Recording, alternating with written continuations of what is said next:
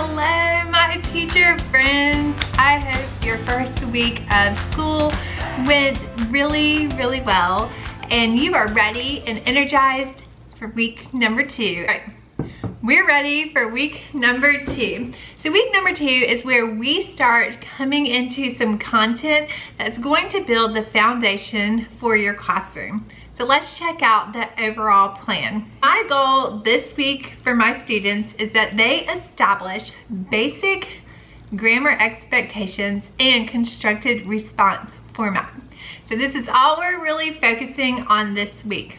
We continue with the bell ringer and the same bell ringer as last week, where we're doing question of the day, where they write responses to their questions when the music is playing. So that's going to continue this week. That's going to build some consistency when they come into the classroom, they get out their stuff, and then they start on the bell ringer. So after question of the day, we review expectations and procedures for the classroom, because it's been a whole week, like a whole weekend. A lot of times over the weekend, things just fly out of their head, right? Like they forget. So we come back in and we review those expectations. After that, we do a relationship building activity. I put up a discussion board post that's going to go online a little bit later, but our first draft is going to be in the notebook. So students respond to the discussion board post in their notebook first. And then we circle back to that at the end of the day.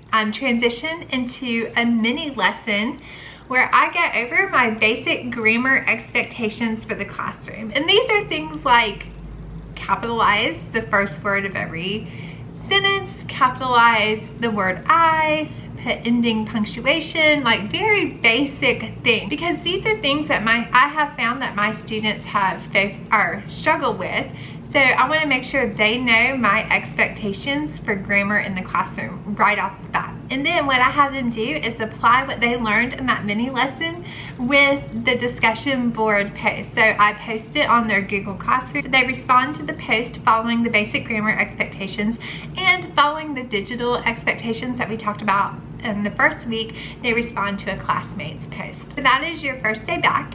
And then we go into Tuesday, where we start with the same thing, question of the day, building that consistency. And then I teach a procedure about how to collaborate with your classmates.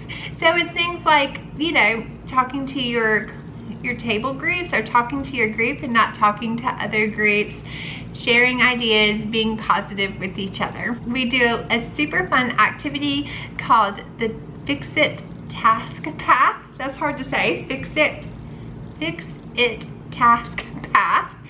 So what we do with that is we're just applying the lessons that we learned yesterday in our basic grammar expectations. So they're given these digital cards and they have to type it in correctly in the Google form, and the Google form automatically corrects it or grades it for them and lets them know if they can move on or if they have to stay. After they finish that task path activity, which will take a good amount of time because there's 18 tasks that they have to complete in a small group, I give them an exit ticket to complete so I can see what students are consistently following the grammar rules and what students need help. So we come into Wednesday. Again, they come into the classroom. We're building these strong, consistent expectations where they come in, get their stuff out, and then they move right into the bell ringer, which is the same as yesterday. It's going to be the same all week.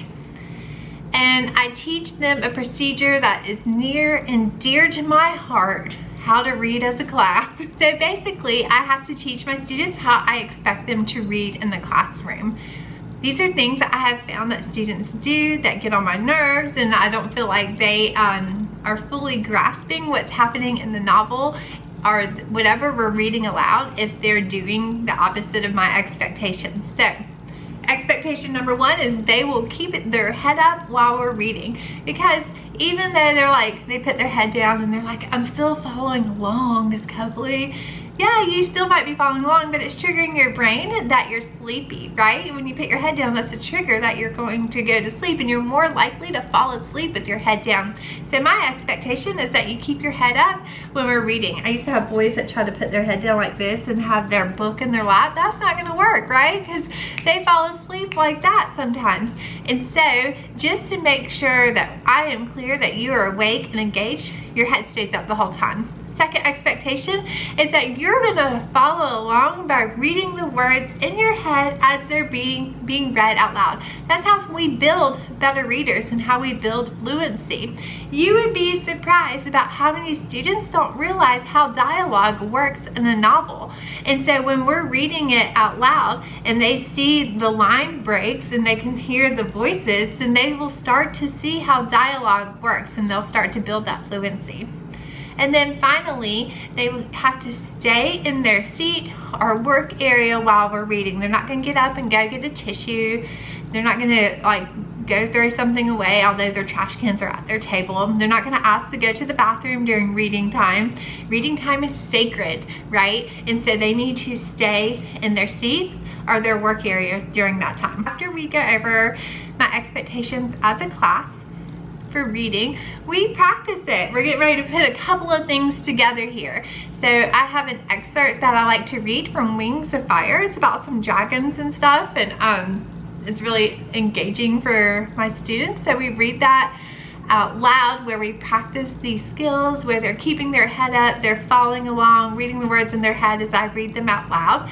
And Scholastic has this excerpt available, just like the first chapter. And also it might bonus get some students interested in the book. After we read that as a whole class, I do have some questions that I have them answer based on the excerpt, and they're basic comprehension questions, so if they were following along, they will be able to answer them. Thing is that they have to apply those basic grammar expectations when answering those questions. After they answer the questions, they switch their answers with another group, because I have them work in small groups for this activity. They switch their answers with another group, and the other group has to circle any time that they did not follow those basic grammar expectations. So for homework, I give them a basic grammar expectations study guide quiz sheet.